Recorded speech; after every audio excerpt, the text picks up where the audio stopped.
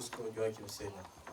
Kabla yote napenda kuwashukuru sana kikundi changu cha Fighters Group kuwa nami kuanzia mwanzo mpaka mwisho hii. Nipo hapa mbele yenu kusoma wasifu wa babangu mpendwa Marehemu Bosco Joakim Senya.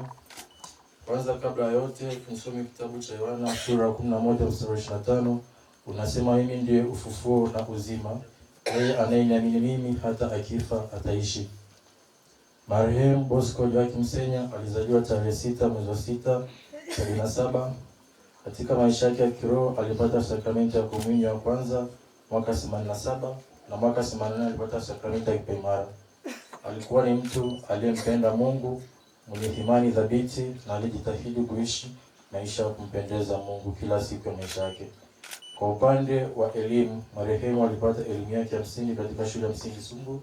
Baada ya kuhitimu masomo yake alijishughulisha na shughuli za biashara ambapo alifanya kazi kwa bidii kubwa ili kuitunza na kuhudumia familia yake kwa upendo na kujituma. Mwaka 97 marehemu alifunga ndoa takatifu na kufanikiwa kujenga familia yenye upendo, mshikamano, heshima na maelewano mema. Alikuwa ni baba mwenye kujali familia yake na aliyependa kuona watoto wake wanaishi katika umoja, amani na upendo. Katika kipindi cha maisha yake marehemu alipata changamoto ya kiafya ikiwemo ugonjwa wa kisukari na pressure. Licha changamoto hizo aliendelea kuwa mwenye moyo wa uvumilivu, imani na matumaini hadi pale Mungu alipomwita kwake. Marehemu Bosco Joakim Senya alifariki dunia tarehe 21 Mei 2026. Ameacha mke mmoja, watoto 10 pamoja na dada yake mmoja na ndugu jamaa na marafiki walioguswa na msiba wake mkubwa. Marehemu atakumbukwa kwa upendo wake mkubwa kwa watu wote waliomzunguka, moyo wake wa kujali wengine bila kuchoka, pamoja na tabia yake ya kusaidia pale alipoweza. Alikuwa mtu mwenye ukarimu, huruma na maneno ya faraja kwa waliokuwa katika shida mbalimbali. Wengi watamkumbuka kwa tabasamu lake, unyenyekevu wake, moyo wake wa kusamehe, pamoja na namna alivyokuwa anajitoa kuhakikisha watu waliokuwa karibu naye wanaishi kwa furaha na amani. Alikuwa mtu aliyependa umoja ndani ya familia yake na jamii kwa ujumla. Hakupenda kuona watu wakitengana na kuishi katika migogoro.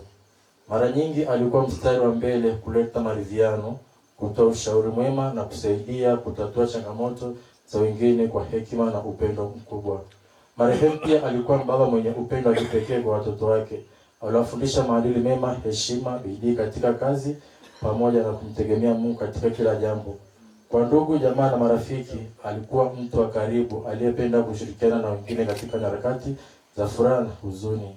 Hakika pengo lake aliloliacha haliwezi kuzibika kirahisi, lakini mema yake yataendelea kuishi katika mioyo ya watu wengi waliobahatika kuishi naye na kuguswa na upendo wake mkubwa.